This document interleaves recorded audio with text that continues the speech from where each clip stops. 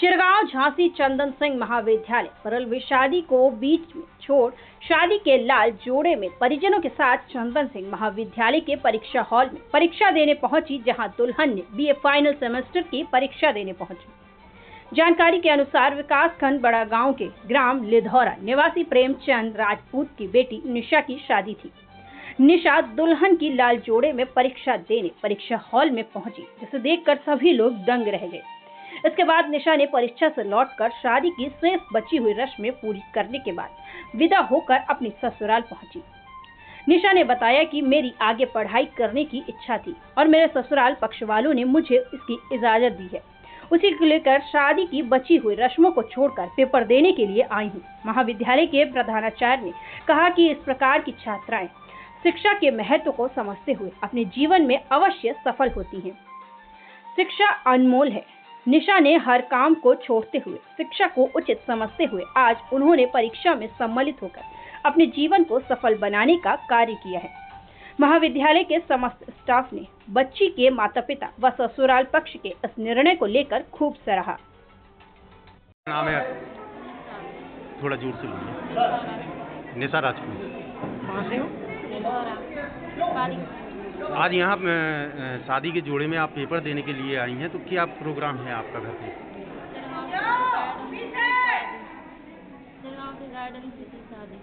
और आज पेपर था। आज आपकी शादी थी? चिरगांव में कौन से गार्डन से? कक्का गार्डन से।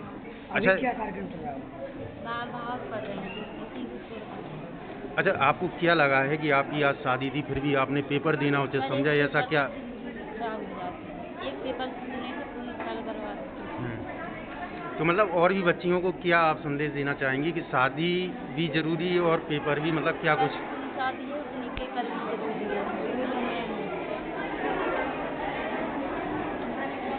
आपके साथ यहाँ ससुराल पक्ष से कौन कौन आए हैं?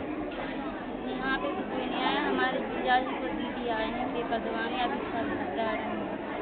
अच्छा, यहाँ पेपर देने के लिए आपको किसने उत्साहित किया, ससुराल पक्ष ने या माँ के पक्ष ने? दोनों की सहमति से आप पेपर देने आई हैं। उसे बारात कहाँ से आई है? किशोर से आई है। दीदी आपका क्या नाम है? अच्छा, जो परीक्षा देने आई है छात्रा, ये आपकी कौन संबंध में कौन लगती है? रिलेशन?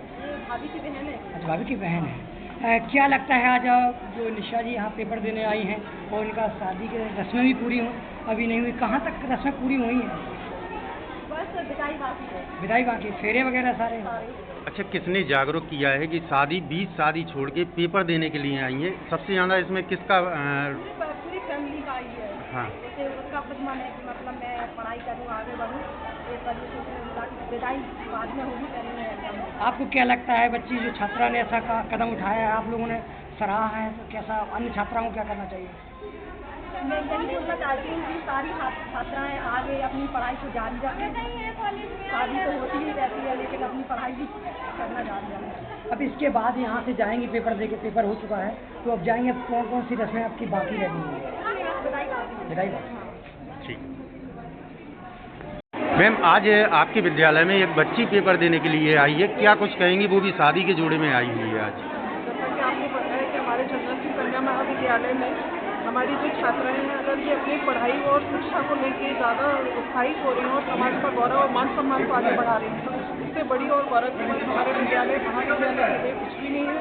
और इसके साथ साथ ये हमारे विद्यालय परिवार का और अपने ससुराल पक्ष एवं मायके पक्ष का भी मान सम्मान और गौरव आगे बढ़ा रही है। मतलब क्या लगता है कि इनके ससुराल पक्ष ने कितना मतलब सराहनीय कार्य किया है कि बीच शादी छोड़ के पेपर देने के लिए पहले? आप कुछ भी, कोई शब्द ही नहीं है कि आज के समय में जैसा समाज में बेटियों को उनका साथ समाज में उनको परेशान किया जाता है, लेकिन हम ऐसे समाज और ऐसे सरकार वालों के लिए हम काफ़ी अच्छा अनुभव कर रहे हैं कि कम से कम उन्होंने शिक्षा को महत्व दिया और उसके बाद वो अन्य चीज़ों को आगे। उन बच्चियों से क्या कहेंगी जिनकी शादी होने वाली है, तो उन्हें भी शिक्षा के प्रति क्या जागरूक करेंगे? यही कहेंगे कि आगे वो शिक्षा को, समाज के साथ साथ शिक्षा को भी उतना ही महत्व दें और अपने साथ ससुर परिवार में शिक्षित होकर ससुराल वालों को भी ऐसा रखें जिससे उनका नाम हो कि आप एक शिक्षित महिला हैं, शिक्षित है।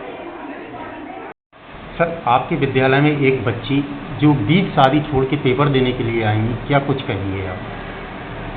ये है कि बच्चियों में पढ़ाई के प्रति बड़ा जुनून है, उत्साह है और हर बच्ची चाहती है कि हम पढ़ के आगे बढ़ें और अपना आगे सर्विस या जो भी कारोबार करें।